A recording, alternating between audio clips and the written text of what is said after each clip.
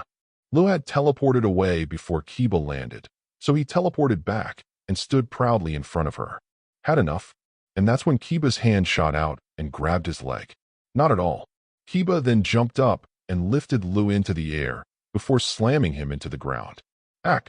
Spit flew out of Lee's mouth as the air was knocked out of him. Slam. Slam. Slam. Slam. Slam. Slam. Slam. Kiba started smashing Lu into the ground repeatedly, lifting him up and slamming him down like a human hammer. Sup. Eventually, Lu managed to get over the pain long enough to teleport them back into the air.